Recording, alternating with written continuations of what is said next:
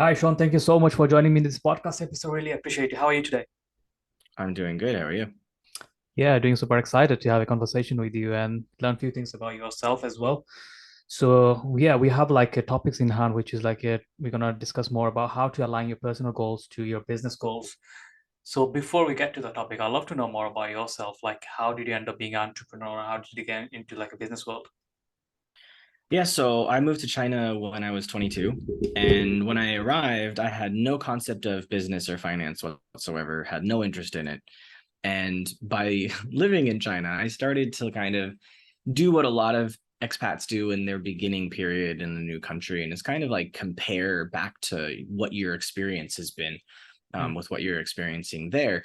And so part of that was I was a customer of different businesses, obviously, in any real economy. And so I was starting to see, oh, well, they did this thing or they said this thing. This is the process that this is how they handle this circumstance. And how would I expect it to go in the States? And started to become curious about those differences and why Chinese would do it differently. And then after a few years, came to the conclusion that I could do this too. Yeah. And how long have you been in the business? So the first business I created was about 9 years ago. Okay.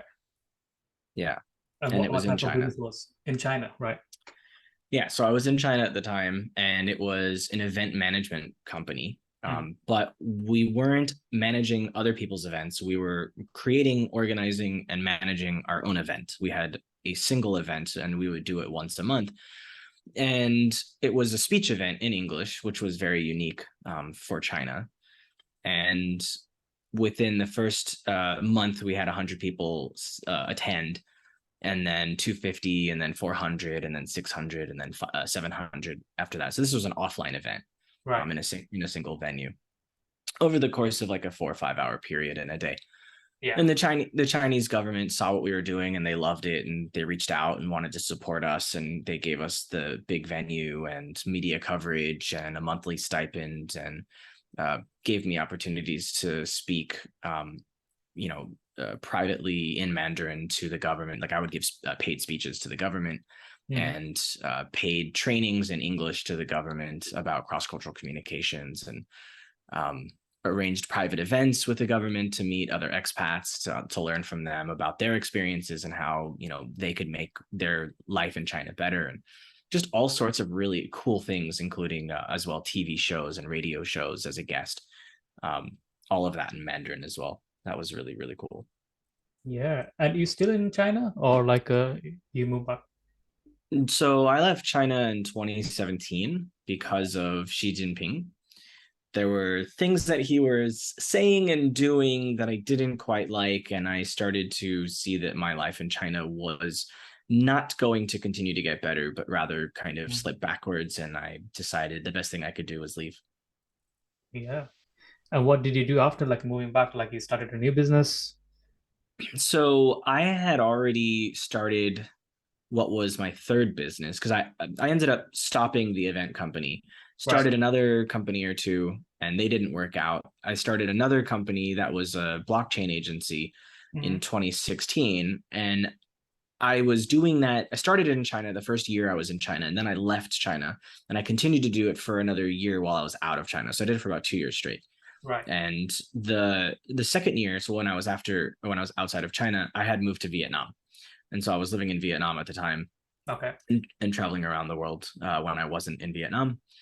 And that business did incredibly well. We sold about $15 million worth of services in that 2 year period. And then the market started to change, and I thought I should change as well. I should, upskill even further. What is it that I can do? I decided to start a business to business software as a service company. I had no tech background. I just had money, and I was like, I'm going to start this thing and see what happens. Yeah. That's a great, like $50 million in sales for the business. That's been a great success, isn't Yeah, I wasn't complaining. it? You still running the company or you sold it? No, I shut that company down in 2018 when I started the B2B SaaS business, Hmm. because I was young and inexperienced. It was my first business that really hit off, and I I didn't know that you could like pivot. I Yeah. thought this business isn't going to work. The fastest thing I can do is get out of it, shut it down, and move into another thing and start from scratch again. Obviously, I would have done things differently now with the knowledge I have, but I can't take that back. And it's just one of those life's lessons. Yeah. And like what business do you currently have at the moment? Like after the shutting down the business, what businesses you've been running? So I have the B2B SaaS, and this company we're still trying to prepare to launch. It's a team collaboration platform. We're competing against Slack, and Mhm. we have a very unique way of looking at team collaboration, not just internal collaboration, but also external collaboration with professional networking, and it's quite unique. I don't want to spend too much time talking about that Yeah. because we haven't launched, so I don't want to give people ideas. Yeah, Um, yeah, that's totally fine. So yeah, and and I also have a podcast as well. okay. Yeah. So you do full-time podcasting or I wouldn't call it full time, but I do record probably 5 to 10 episodes a month and then publish one a week. Mhm. So, probably like 10, 15 hours a week on it. Yeah. Yeah, it totally makes sense. So yeah, coming from like your business background and business journey has been great. So let's move to like the topic we have in our hand, where other people can get benefited from it, like learning from you would be how to align your personal goals and your business goals. So it's 2023 is coming, a couple of months left, and then we are going to like in January, New Year, and a lot of people got their goals. They probably have like a business goals or finance goals, sometimes the health goals, but oftentimes they don't have any personal goals. So, what kind of goals you set for yourself so we can share with our audience in terms of like a business goals, personal goals? Do you do like a both or do you just focus on a business? Well, you have to do both, right? So my educational background is in psychology, and one of the things that I've learned over the last almost 20 years, being an adult, Yeah, is that oftentimes people will set goals and not follow through on them. yeah, And, it's not for a lack of trying. It's just that it's difficult to change your mind and force it to stay in that new way of thinking. yeah, So, with that said, I look at everything holistically, and with that in mind, your personal goals and your business goals have to be in alignment, or else you're going to struggle to meet either of them. So, for example, my personal goals right now are really related to my health, in yeah. that I had a concussion almost a decade ago, and that concussion, while I'm healed from it, kind of, I still have some trauma from it. Mm, It's something that I'm still dealing with. Um, I also had gained a lot of weight in Asia. I'm still trying to deal with that. I was up to 90 kilos or about 200 pounds. For reference, I'm about 165 centimeters tall, which is yeah. about 5.5, 5, 6 feet. So very heavy for a small frame. Uh, and after my divorce a year and a half ago, one of my goals was I'm 35. I need to lose all of this weight. Right. Um, and I was able to lose 20 kilos in about a year. And Okay. that was freaking hard, but it was one of Yeah, my it is only good. goals. Like Yeah. for the entire year, it was one of my only goals. And because I had that goal and it was so important to me, I was able to chip away at it every day and think about what can I do to keep my body confused, to make it so that I don't gain this weight back? How do I make sure that every day I'm gaining a little bit more muscle and burning a little bit more fat? How do I get back to the weight that I was at when I was in college? Mm, And by being strong through it all, I hit those goals. And now I haven't gotten completely there, yeah. but I got pretty damn close. I was about 2 or 3 kilos away from my ultimate A goal. desired goal, yeah.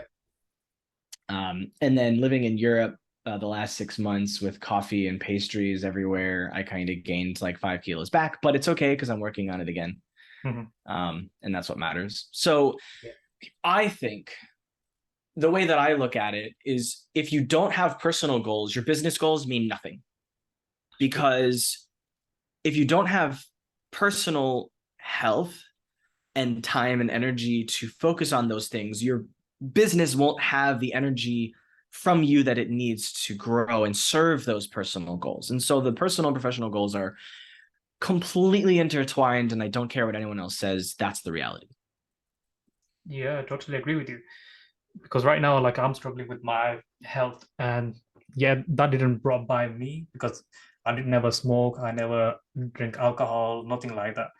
Even Mm, though my diet and everything was strict, but again, I diagnosed with a kind of disease, so I have and certain things happens with your life and you can't really predict. But a lot of people comes their own habits, like they smoke quite heavily, they drink mm. quite heavily, they don't have any balanced meal, balanced diet, don't exercise routine, good sleep, a lack of sleep actually taken for depression, anxieties, a lot of other health issues come with it. So I totally agree on that. Like without health, your business is nothing, the money, the success is nothing. And without health, it can't give you a best shot, like whatever you do. Right now, like what I'm struggling with the health, that's why I'm not giving a best shot with my business. This year, my business not gonna grow because I wasn't there. I couldn't actually uh, help my team in order to like they take the business to next level. So coming to your point, like how do you can create like a certain plan or like a goal so in order to achieve all of them, personal or business goals, how do you categorize, like is it spiritual aspect of it, is it health, is it family relationship, how do you point out all of them? There's a complicated way and there's an easy way. Hmm. The complicated way is look at your life 5 years from now, plan out all of your goals by the year, and then work backwards to make it happen. The easy way is how do I want to spend my time every day on a personal level? What Right. do I want to be spending my time today? And I can probably guarantee you to a 95% confidence level that anyone you talk to that's, an adult would say they want to work less and spend more time with the people they love. Yeah. And what that means is if they're running a business, now you have to build a business that can run without you so that your team can grow the business. So then you can have more money so that you don't have to work so hard. So you can spend more time with your family. Mm. So you see what I did? It's it's not you need a 5 year goal and plan all this stuff so intently. It's how do you want to spend your time, right? Because if you get into the nitty gritty of in 2023, I want to earn $5 million, I want to gross 5 million for my business, and I want to take home 250,000, and then your chart, like you can do that, but you're going to drive yourself crazy. Yeah. So in a way, in order to protect your health, physical and mental, I like to look at it as, how do I want to spend my time, and therefore what does that mean for my business? So for example, let's say for you, you're, let's say right now you've got a business that's doing $1.5 million per year gross, and you're working 50-hour weeks, but you really want to be working 30-hour weeks so that you can take your kid to and from school so that your spouse doesn't have to do that. Mm. And you want to not work on Saturdays and Sundays, 100%, that's like a no for you. You won't do it anymore, right? Yeah. So when you kind of set these boundaries that protect your health and your time with your family, then you start to think about how you can be more efficient in your business. But then, obviously you need to have some specific financial goals for the business in order to make sure that you can hit those targets for your time with your family. Um, and there may be times where you have to go back into the business a little bit more. Sometimes you can pull away. Every business is different. I have a friend who started a Webflow agency, and Yeah. he worked his ass off for 6 straight years. And he recently decided to take a 3-week holiday where he was Wow. completely off the grid with his girlfriend in Africa. So he never And took like any holidays in 6 years. basically, yes. Wow. And by now, the business is doing several $1 million a year. Yeah. So he could, and he's got like 30, 40 employees. He could have afforded to do it, but he was afraid of Mhm. letting go. He was afraid of taking that time for himself, where the fear was, is my business still going to be there when I get back? Yeah. And the reality is, yeah, his business was there when he got back, and the business was doing fine without him. And I think a lot of people are afraid to set these goals in a way that make it so that they become unnecessary. But really, the best entrepreneur is one that builds a business that doesn't need them. Mhm. Because once you have that, you have a business that's infinitely scalable and sellable. If a Yeah. business relies on you for anything, it makes it harder to sell.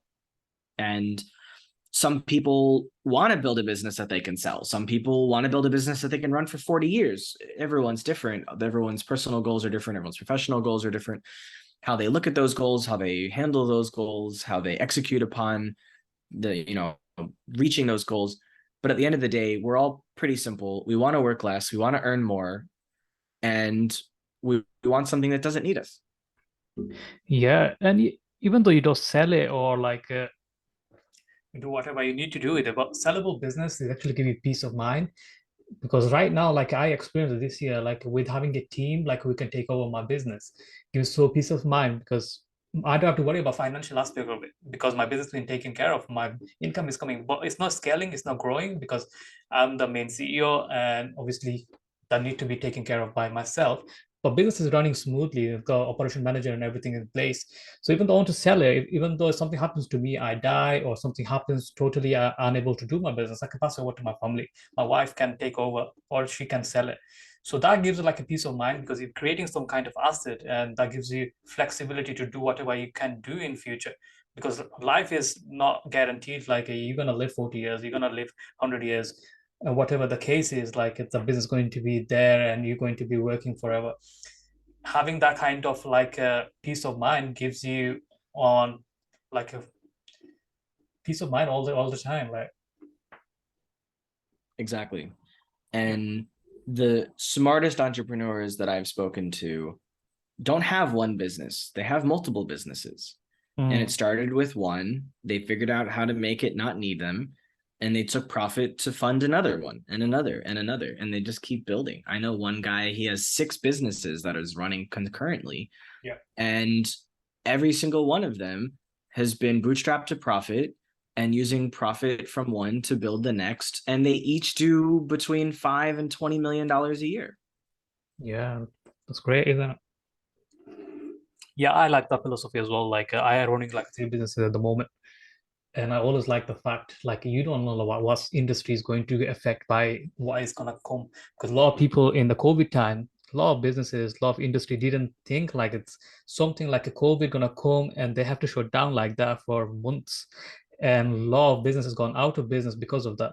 So certain businesses like a tech world, like that business was booming, like whoever knew how to use a Zoom, how to use the online shops and everything, they was doing really, really well. But coming to your point, like we don't know like what's next disruption going to be coming next 10 years or 15 years time. The currently way of doing businesses, probably we're thinking like the online businesses are safe, but we don't know. The Web3 is coming, could be not safe, could be you have to adapt with a new technology and new things like coming like AR, VR and things like that. I can tell you what I think is going to happen in the next 10, 15 years, Yeah, if you'd like to hear. sure, go ahead. So basically, let's ignore the war in Ukraine. Mm, Let's ignore inflation. Let's assume those things didn't happen for a second. yeah, What the 2020s and the 2030s looked like to me 2 years ago, 3 years ago, was artificial intelligence, automation yeah, would significantly change the landscape of work. yeah, The number of jobs, the types of jobs people were doing, the trainings people would have to go through to upskill in order to remain relevant. Things are changing fast. And because they're changing fast, we're not doing a career with one company for 30 years anymore. It just doesn't happen. The average tech person is with a company for a year and a half to 2 years right now. Yeah. And every time someone like that, or even myself who's not technical, every 2 or so years I start something new and I have to learn new things. Like right now, I'm trying to learn a lot about paid ads and copywriting and landing pages and funnels, because once I know all of that stuff, then I can take all of the other things that I know and I can build affiliate marketing programs. I can build, e-commerce brands. I can get Yeah. into a whole new side of business that I never knew about nor cared about. But now that I have the capital, the knowledge, and the experience to do it, I can. And so, like, the point is, we're constantly being forced to reinvent ourselves in order to stay relevant. So really, over the next 10, 15 years, we're going to see these technologies like artificial intelligence, automation, AR, and VR, along with remote work, continuing to grow in ubiquity. All of those things will continue to force us Yeah. to upskill, to just constantly be upskilling. And when you apply climate change, when you apply COVID and inflation and these other things, it gets a lot scarier, because you can see that jobs are being lost at a faster rate. You can see that jobs that were going to Europe are now going to Asia because Asians are willing to work for a lot less. But even now, with inflation in the Philippines, some of the people I've worked with, they were talking about 30-40% real inflation. The salaries that we were paying them just don't work anymore. So now we're forced to raise more so that we can pay people in the Philippines to do work that's, still really good. But because of their own circumstance, maybe we need to look at Vietnam now, or Myanmar, or Indonesia, other countries that may be willing to work for less. So in order to remain relevant as a business owner, you have to be looking for opportunities to change the way your business runs, to look for new revenue streams, to look for expansion into new markets, to have new cross sells and upsells and all sorts of things. Where even a few years ago, I didn't feel like it was necessary to move at that pace, but now I think it is. And that's one of the reasons why I'm worried about inflation more than anything else. I'm worried about the after effects of COVID and the supply chain issues and climate change and the war in Ukraine. All of these things have kind of come together into a strange but weird black swan perfect storm event, where what we thought we knew now makes no sense. And what we need to do doesn't make sense either. And so for me, I'm trying to build multiple businesses in different areas, one with physical products, one that's a digital service, one that's a, software company, one's consulting, just different areas, so that not just if one business dies, but also if just one revenue stream dies, right? Because a lot of Yeah. people, they get into a business and the business does well for a time, and then the business stops doing well. And let's say, for example, you were running an e-commerce brand, and all of a sudden your shipment from China, was on the Evergreen or whatever that ship was called, and you got stuck, and your business died because you literally couldn't keep your stock, you couldn't keep inventory, right? And your whole life maybe turned upside down in a week because of that.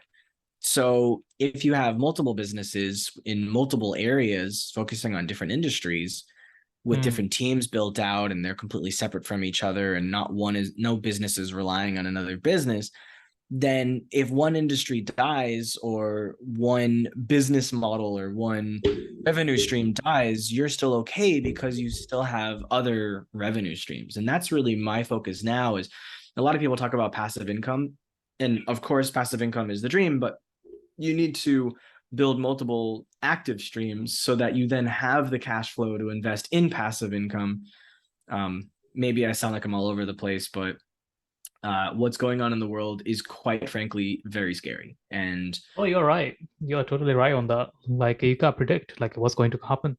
So many things like you're out of control and things can happen and you'll be in a broke position, right? A lot of areas like need to be focusing on. yeah, I mean, like you're in the UK, right? Yeah, yeah.